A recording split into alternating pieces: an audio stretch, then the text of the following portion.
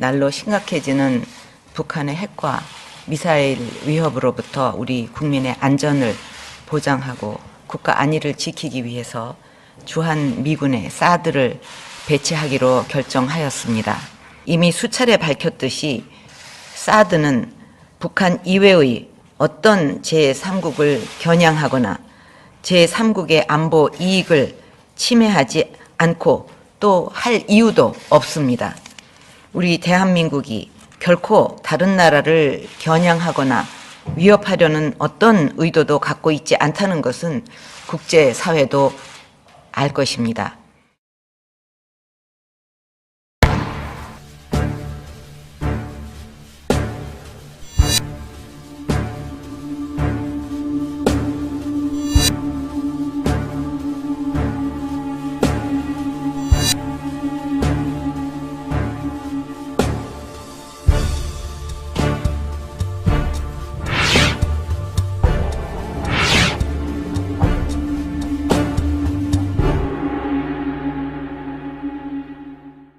장관, 청일전쟁이 왜 일어났는지 아십니까?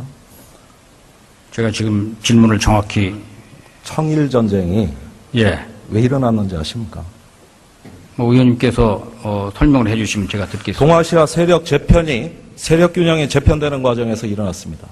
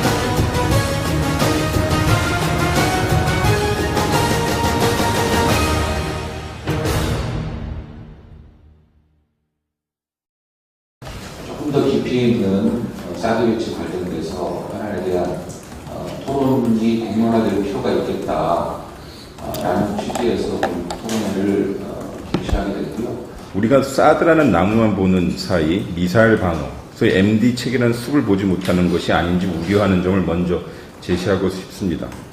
즉 사드는 MD 구성 요소이지 독립된 무기 체계가 아닙니다. 우리 주변국이라고 하는 중국과 러시아의 반응은 상당히 일관적입니다.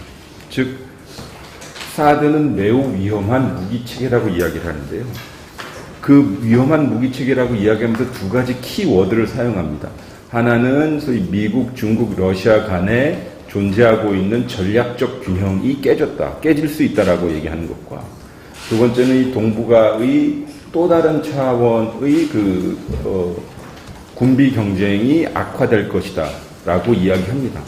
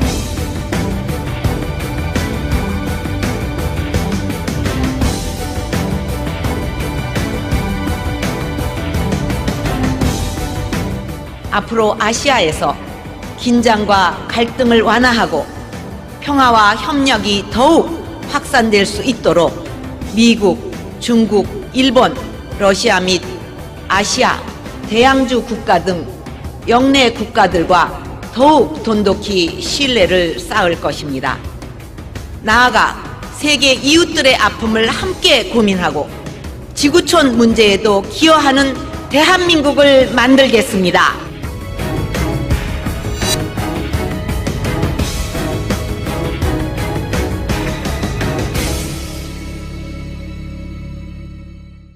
일제가 명성황후를 민비라고 격화시키려고 했다면 일제가 무단 통치를 할 때 우리 백성들과 신문들은 명성 황후라고 쓰면 안 되죠. 그렇죠. 그렇지 않습니까? 네. 왜 일제가 이거 없애려고 그랬으니까. 당연히 무단통치니까. 그렇죠. 야, 이제 신문 명성 황후라고 쓰면 정간, 폐간 이렇게 돼야 되니까. 민비라고 써야 돼. 거기다가 일본의 일왕이 있는데 그럼요. 걔네들 입장에서 황제 아니야. 그러면은 저기 대한제국의 황제는 왕으로 떨어졌고 호칭이 바뀌었을 그렇습니다. 텐데. 자, 봅시다. 예. 조선이 대한제국이 된 날짜는 1897년 10월 12일이고요. 명성 황후 시효 발표는 1897년 11월 6일에 있었습니다. 그러나 그 이후 1920년, 30년대 당시에 각종 일간지 전부 다 명성 황후라고 쓰고 있어요. 이거 시호니까 쓰고 있다니까. 일제가 이거를 일부러 자기들이 계략으로 민비라고 격화시키려고 했으면 이때부터 신문에 전부 민비라고 나와야지. 근데 이때는 예. 명성황후 명성황후라고. 썼다니까? 그러니까 전혀 상관이 없는 거예요. 그럼 백성들은 뭐라 그랬냐? 백성들도 전부 민비라고 부르기도 하고 또 혹자는 명성황후라고 하기도 했어. 자기 부르고 싶은 대로 불렀다니까? 지금보다 낫네. 그렇죠. 그러니까 지금의 야 민비라고 부르면 안 돼. 이거보다 훨씬 나은 겁니다. 이건 프로파간다 작용한 거지. 자, 일제가 여기에 전혀 간섭이 없었다니까. 뭐라 불러도 상관이 없었단 말입니다. 그러니까 만약 시호로 불러야 맞다면 고종이 대한제국을 선포하고 명성황후를 올렸고 그 선대도 모두 황제로 불렀으니까 세종대왕도 세종황제라고 해야겠죠? 그렇지. 역으로 가면 사도세자는 뭐야? 나중에 장조라고 추천됐습니다. 그렇죠. 그럼 장조라고 불러야지.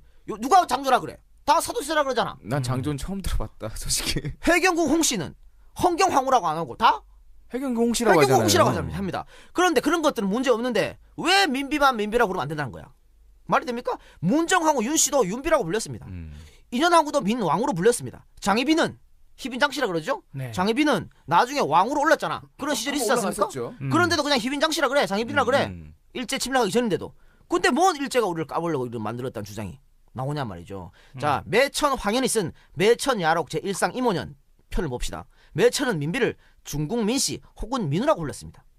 일제의 침략에 울분을 참지 못해 스스로 목숨을 끊은 황현도 그러면 일제의 장기에 빠진 사람입니까? 이 말이 됩니까? 결론부터 이야기해드리면요. 민비가 죽었을 때 조선 백성 중 그 누구도 슬퍼한 사람이 없었다고 합니다. 늘 제가 말씀드리지 않습니까? 일본 낭인들 손에 죽지 않았으면 백성들 손에 맞아 죽었을 사람이 민비다. 얘기하지 않습니까? 근데 그때 당시에도 이 정도의 감정적인 대응을 했다고 하면 그런 반응이 나왔다고 하면 정말로 악행이 심했다는 민비 얘기네요. 악행이 어느 정도인지 알 수 있. 자, 봅시다. 우리가 동학 농민혁명이 있었죠. 네. 이거는 서민들이 일으킨 동학 농민혁명이고요. 음. 또 뭐라 개화파, 또 엘리트들이 갑신정변. 그게 갑신정변입니다. 네. 또 뭐가 있죠? 또 군인들이 일으킨 이모군란. 군란이 예. 있어요. 이 세 가지 공통점이 뭔지 아십니까? 민비 타도였어요. 그렇죠. 셋 다 민비를 죽여라. 그러니까 당시 민비가 얼마나 나쁜 일인지 알 수 있는 건데 뭘 그 여자가 지금의 민족의 영웅이 됩니까? 참 답답한 얘기를 하고 계시네 진짜. 위협하려는 어떤 의도도 갖고 있지 않다는 것은 국제사회도 알 것입니다.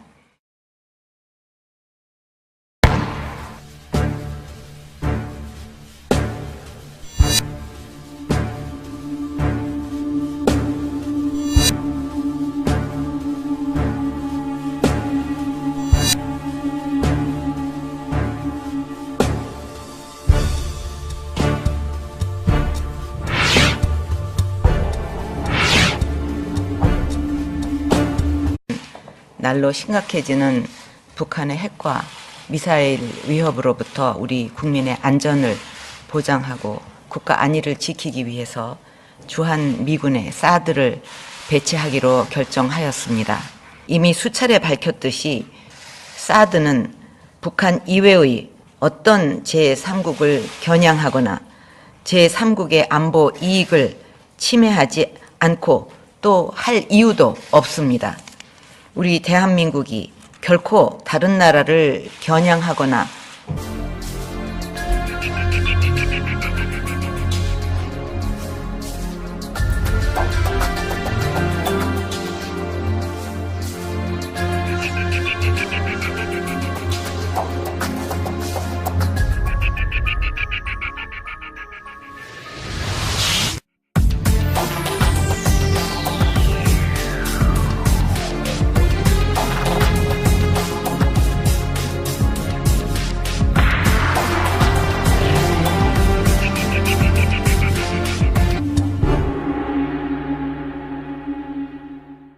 장관, 청일전쟁이 왜 일어났는지 아십니까?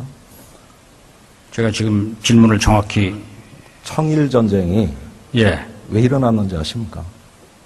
뭐 의원님께서 설명을 해주시면 제가 듣겠습니다. 동아시아 세력 재편이 세력 균형이 재편되는 과정에서 일어났습니다.